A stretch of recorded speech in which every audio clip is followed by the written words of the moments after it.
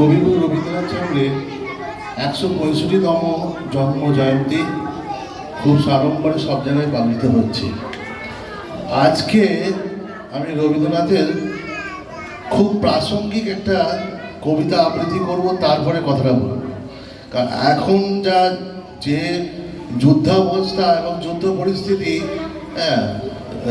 যা অবস্থা চলছে, সেই অনুসারে অনেকদিন আগে রবীন্দ্রনাথ ঠাকুর একটি ভবিষ্যৎবাণী করে গেছিলেন নৈবেদ্য কাব্যগ্রন্থে। সেই কবিতাটা একটুখানি পাঠ করব, তারপরে বলব।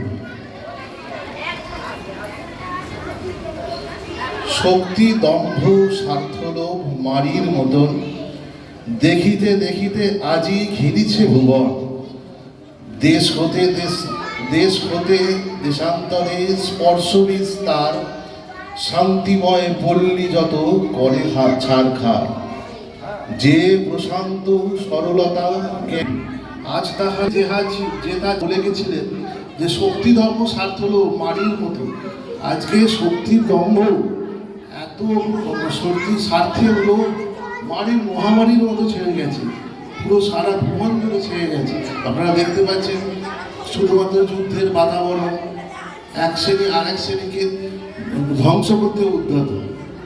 দেশ হতে দেশান্তরে স্পর্শ বিস্তার, দেশান্তরে তার স্পর্শে তার বিষের মতো সেই দম্ভের আগুন ছড়ে পড়েছে। পল্লী যত করে ছাড়খাড়, যত শান্তিময় পল্লী ছিল, যত সব ছাড়খাড় হয়ে যাচ্ছে।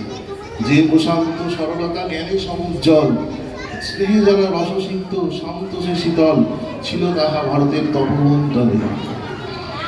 বস্তু ভারহীন মন সর্ব জলের স্থলে, পরিব্রান্ত করে দিত উদার করলেন। আজ যেখানে মন ছিল সেখানে এলো দ্রব্য রাশি, তৃপ্তি যেটা ছিল সেখানে আড়ম্বর এলো, আর শান্তি যেটা ছিল সেখানে স্বার্থের সমর। তো একজন বেদান্তের ঋষি এবং উপনিষদের ঋষি, যিনি সেই যে মানব প্রেমের কথা বলে গেছে, মানব সম্প্রীতির কথা বলে গেছে, আজকে কিন্তু সেই